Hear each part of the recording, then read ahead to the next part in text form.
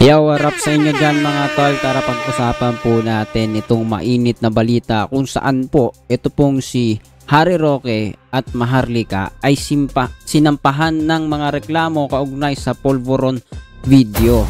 Okay mga tol, kung matatandaan po natin na may kumalat po sa online, sa SOCMED na isa pong tao na gumagamit o parang may hinihitit nga, parang cocaine na tinatawag nilang Polvoron, no? So ayan po ay pakana po daw ito sa likod ng mga pangalan na Harry Roque at Maharlika, kung saan ito po yung mga kilalang tao na sumusuporta po sa ating dating Pangulo, no? Yan po yung pag-uusapan natin ngayon, itong pagkaharap nila ngayon, kakaharapin nilang kaso kaugnay po sa bagay po na ito. Kung di ka pa nakasubscribe, please hit the subscribe button and notification bell para updated ka palagi sa mga videos po natin na parating. Tara, let's go!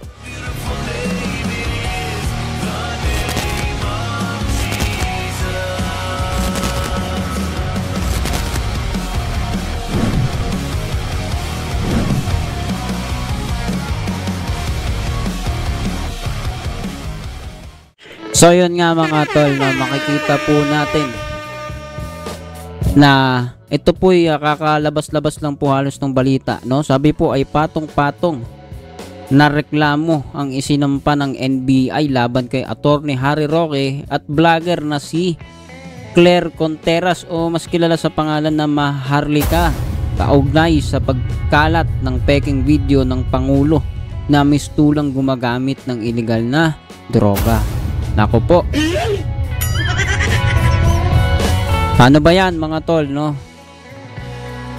Ito ba yung naipredict na natin? Sino dito yung nag-isip na ito pong mga ginagawa po ng iba, no? Hindi naman lahat, no? Marami po sa mga kababayan natin na na-label silang DDS dahil sumusuporta sila sa dating Pangulo po natin. Pero hindi po lahat ganito kagaya nila Harry Roque at Maharlika, no? So ayan ang pinag-iba. Kaya po tayo patuloy na gumagawa ng ganito pong klase ng vlog ay para maliwanagan po marami po sa kababayan natin na syempre yung damdamin nangingibabaw, no? Kaya kahit na kung minsan parang mali na po yung pagsuporta sa kapwa-tao po natin, nagagawa pa rin ng marami nating kababayan ay dahil po yun sa damdamin, na-overcome po sila ng damdamin. Bakit ko po binabanggit yon? Kasi ito pong sila Harry Roque at Maharlika, they are all equipped by knowledge. Tama ba yung grammar natin? Alam nila ang mga ginagawa nila. At least ideally, kasi attorney, no? Mas Maharlika, hindi naman po bata yan. Pero pinili nila gawin po yung bagay na yon, na kung titignan mo sa una pa lang, especially kung ito po ay AI generated, bakit mo gagawin yun sa kasalukuyang Pangulo ng bansa? Fake news ka. Ay ang gawa po ng AI, na detect din po yan. Akala po ng iba basta AI, mahirap nang maipredict o kanya-kanyang komento na lang. Hindi po.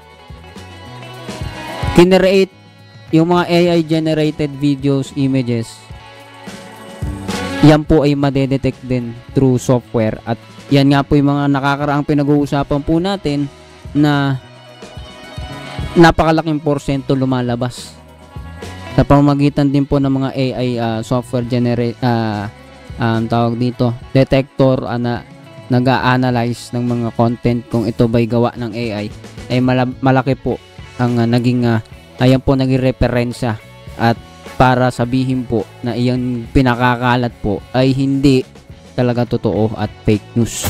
At yan na nga po, no? Ilan lang po yun sa mga bagay na yan kaugnay, no? Hinggil po dito sa kaso na kanilang kakaharapin ngayon. Panoorin po natin yung balita. Ito na naman po, no? Singit lang po tayo. Handa daw po niyang harapin ang mga reklamo. Nasaan ka nga ngayon, 'di ba? Wala pa ngang kaso eh. 'Di ba? Ang alam ko po wala pa siyang kaso, hindi na po siya mahagilap. 'Di ba? Okay? Patuloy natin panoorin. Muli niyang iginiit na hindi siya nagpakalat ng video gaya na lumabas sa isang Oo nga, inamin na ni Maharlika na siya, 'di ba? Ayon dito sa narinig natin kanina, no?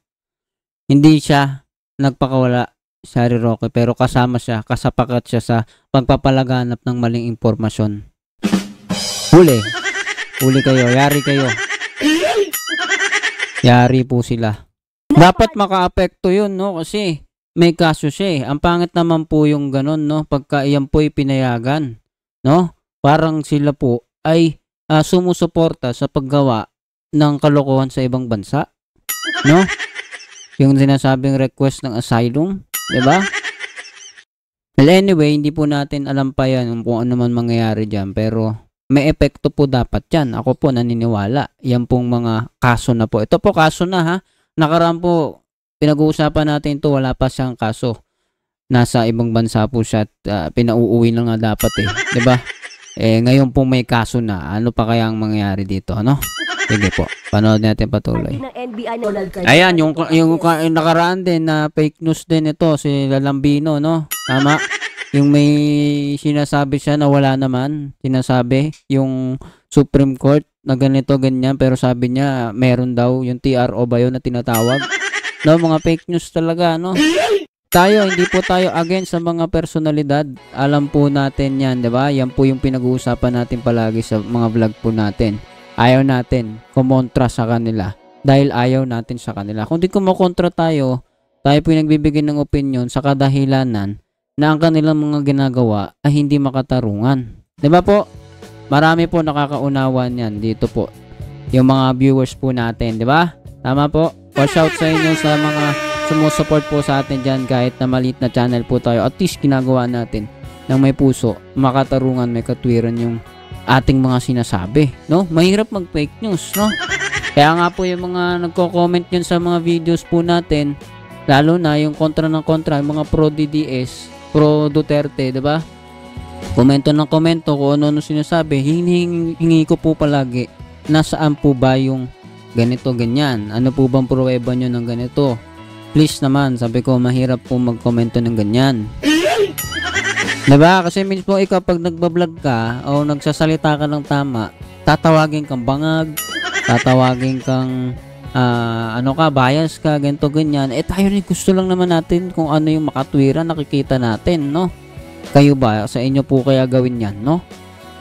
Madali na pong gawin yung AI na yan. No, bigyan niyo ako ng picture nyo. Ipalit natin dun sa video may sinisingot na pulboron daw. Diba? Madali lang yan. At madali mo mahalata, especially kung ikaw po ay aware sa kung paano gumagana yung mga AI technology, no? Tinawag ito ni Lambino na pamumulitika. Pamumulitika. Diba? Yung kakarapin niya ngayon, diba, na reklamo. Yung ba'y pamumulitika kung may basihan, may grounds? Diba? May sinabi ka na ganito, tas wala naman pala. Ha? TRO, kayo naniniwala ba kayo pamumulitika yun? Diba? Maling impormasyon po ang sinabi niya, hindi totoo. At confident siya, tapos ngayon pamumulitika. Ang babaw naman, naging attorney ka pa. Diba? Ang hirap po ng ganon. Diba? Kahit naman hindi ka attorney, kahit na normal na Pilipino ka, maiintindihan mo, nagbigay ka ng maling opinion mo, maling impormasyon mo. Anong ginagawa mo sa ganong bagay? Nanloloko ka ba? Diba? Kung nagkamali ka, aminin mo na lang. Wag mo na ipaglaban na ikaw, pinupolitika ka. Ay nako, ang hirap po, no?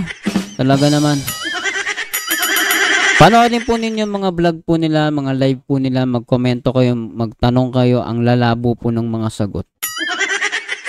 Dito po, alam po, naka-join po ako minsan dito ay Lambino eh. Isang beses lang naman yata yun. Nagtanong ako patungkol sa pro-China. Huwag natin pag-usapan kung ano yung sagot niya. Malabo, basta malabo. Tignan niyo yung mga words nila, no? Parang anti na government talaga. Anti-government na yung dating, no? Nagagamit na daw yung NBI at saka ibang agencies of government for political persecution. Nawe-weaponize against dun sa mga tao na parang opposition ng dating nila. Hindi sila mukhang opposition, mukhang silang anti-government. Magkaiba po yun, ha? Pag sinabing anti-government, tinututulan mo na yung gobyerno ng bansa po natin, which is ito na po yun. Tayo pong bansa yon. Ang gobyerno, ang nagtatag ng Diyos, ginamit din yung mga tao. Ang tao naghalal sa kanila eh. 'Di ba? Pinipili ng mga mamamayan yan. 'Di ba? At mapatahimik. Walang maupo dyan na walang bumoto. 'Di ba? Etong NBI na to, nangaharas to eh. Kita mo. Tignan mo naman mga pananalita nila, no? Nanghaharas daw. Dinideny mo na ngayon sinasabi mo na hindi galing sa'yo yung informasyon eh. 'Di ba? Ibig sabihin naghuhugas kamay ka sa sinabi mong mali. 'Di ba? Pero ang totoo, katunayan, mali ang impormasyon mo din. Ano ka, bata? Wala kang accountability sa mga sinasabi mo. Masama po yung ganun. No? Tignan po ninyo. Hindi po tayo judgmental, hindi po tayo nagdi-discriminate. Yung katotohanan po, ayaw po natin kapag ganoon ang galawan po ng mga tao. Etong NBI na to, nangaharas to eh. Kita mo, miski ikaw naniwala ka kay Atty. Lambino na gano'n na nga, kaya daldal ka ng daldal na hindi mo pa napapatunayan.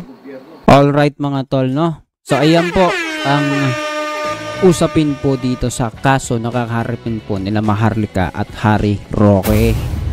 So kita po natin, no? Tayo po, suportado po natin ang ating gobyerno, ang mga mahal nating kapwa Pilipino na nagtatrabaho, lalo na po dyan sa mga nagtatrabaho ng matino, may katapatan at may katwiran, no? Ito pong ginagawa na katulad po ng NBI, I don't think so na ito'y politically motivated or something na ginagawa nila ng may pandaraya.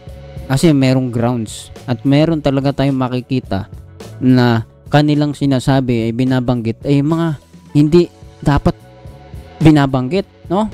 At tulad niyan, naglabas ka ng impormasyong mali, attorney ka pa man din, diba? Tapos ginaya ka yata dito ni Gardenia ba yun? Na ano ko sa pangalan, naisip ko Gardenia. Magkatunog, no? Sorry na. Wala po akong masamang intensyon doon. No? Anyway, bago po tayo magpaalam, ikaw anong masasabi mo dito, no? Anong komento mo? Anong pahayag mo sa mga ganito pong mga fake news, mga naghahayag po ng hindi totoo na pangyayari sa ating bansa? Comment down below. At syempre, tutuloy po natin yan sa comment section yung pag-uusap natin. And please do not forget to hit the subscribe button and notification bell para updated ka palagi sa mga videos natin na parating. See you ulit sa susunod na video.